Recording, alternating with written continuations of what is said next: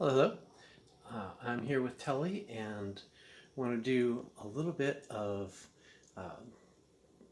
home bartending video and see how that goes. If we enjoy doing them, we'll do more of them, or I'll do more of them, we'll see. I was going to start with something fairly simple in the classic cocktail repertoire, which is the Negroni, and we're going to do 3 of the 4 main variants of it. All right, so we're going to start with the classic Negroni. So we're going to start with the first ingredient is gin.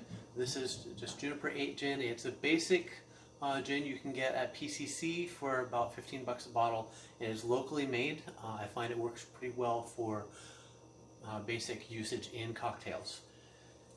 And we're going to do, since it's just Tully and I, we're going to do half servings.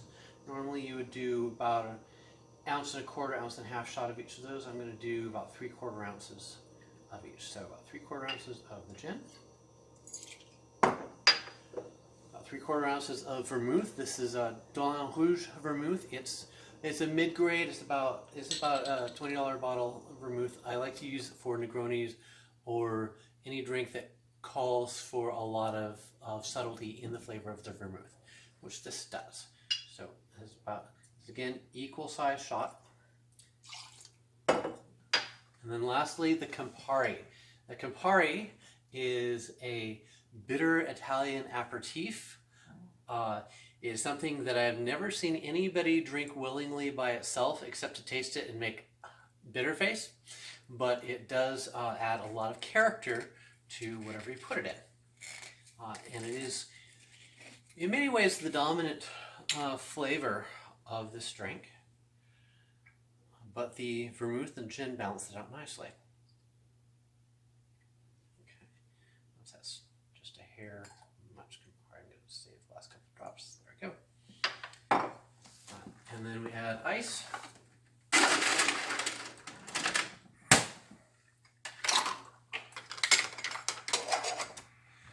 Give it a good shake. I'm just going to pour these little mini portions here.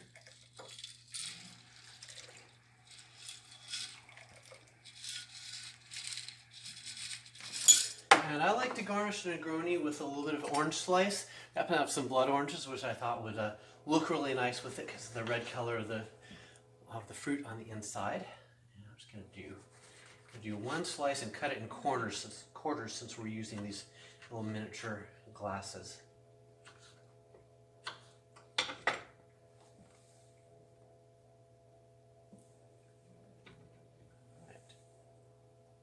So here's the result. Let's bring it close. And see a nice red color there. And a lot of times I'll squeeze a little bit of the orange into the drink because the juice gives a little bit of acidity, helps break up the bitterness. Love these oranges. They're almost black on the inside. Yeah. Yeah, it's interesting having an orange that's darker than the Negroni. All right, so let's see how it tastes.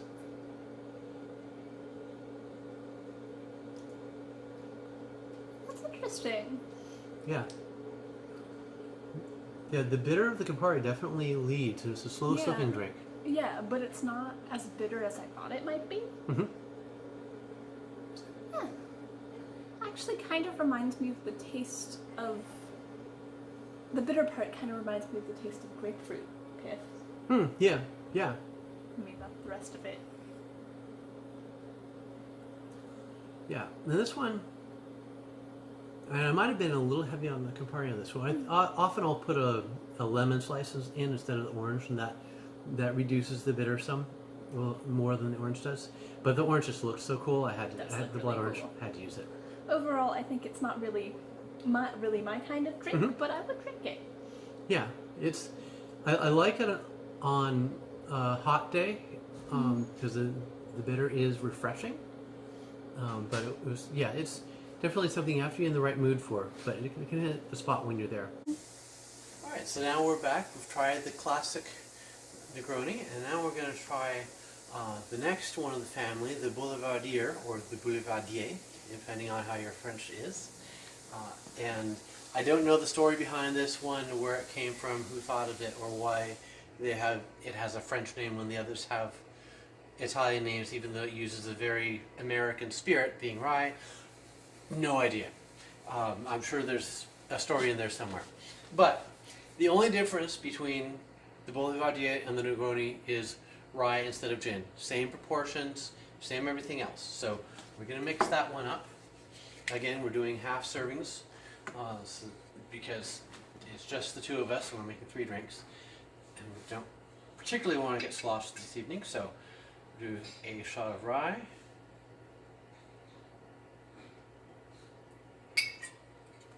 A shot of vermouth. And a shot of Campari.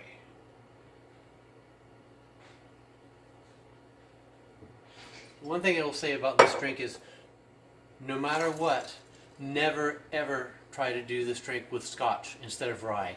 Scotch and Campari should never be in the same zip code. Just don't do it, trust me. I did it, it did not go well.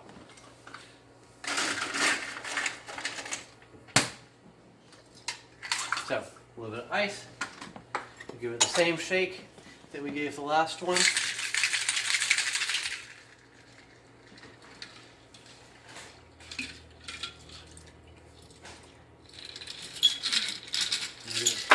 Give it the same garnish.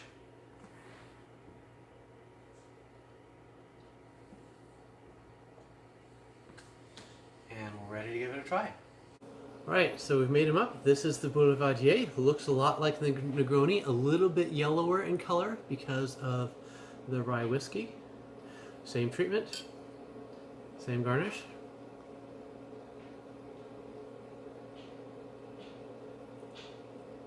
It's actually sweeter than the other one.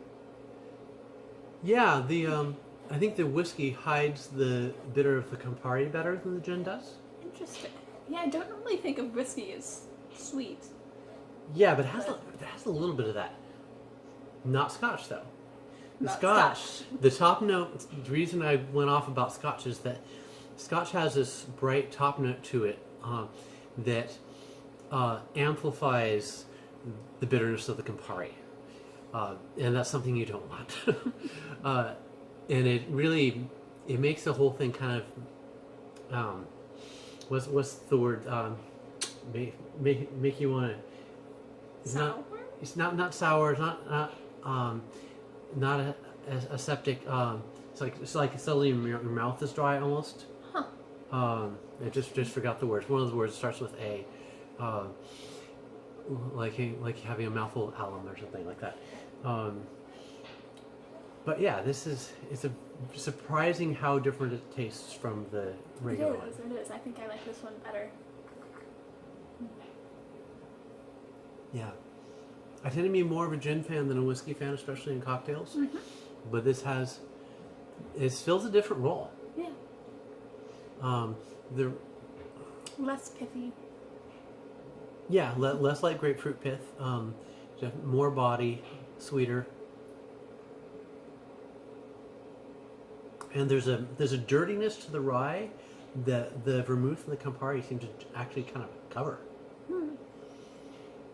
A lot of rye drinks have a sort of rough and ready quality that I don't always go for, but this just sweeps those right to the side.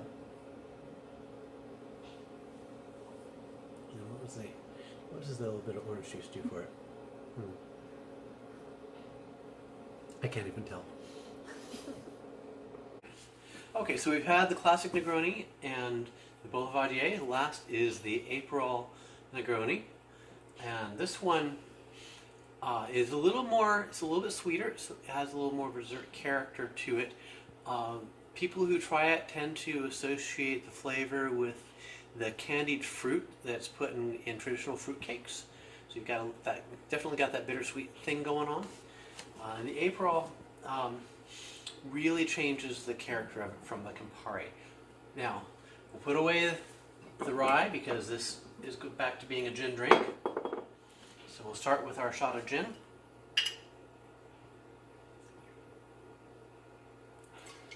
And we'll go to our shot of vermouth.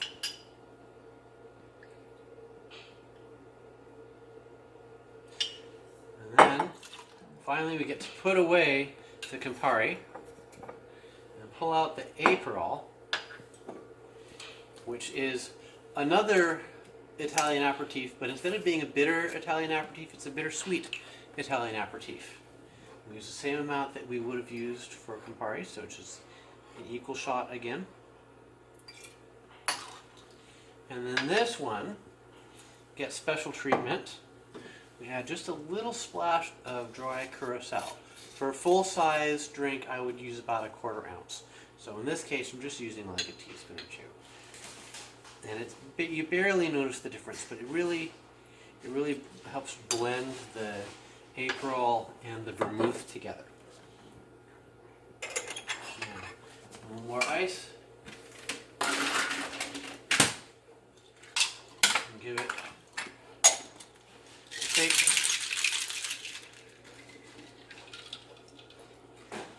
And this is the lightest color of the three, because the Aperol is lighter. It's like a light orange instead of the red of the Campari. Give it a little garnish, which looks very dark in comparison. And leave it a try.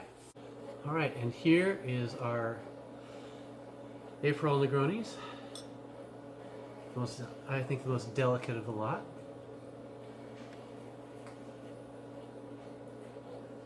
Oh yeah, I can see what you mean about the fruitcake. Yeah. Yeah, I feel like this is kind of the perfect after dinner drink because it's got that sweetness that it kind of feels like dessert, but at the same time, the bitter that's supposed to be helpful for digestion. So it's sweet, but it's also cleansing at the same time. Yeah, I think this one's my favorite of the lot. Mine too. Doesn't mean it's the one I have most. I probably have the classic Negroni the most often, but this one always feels like a little bit of a splurge to me.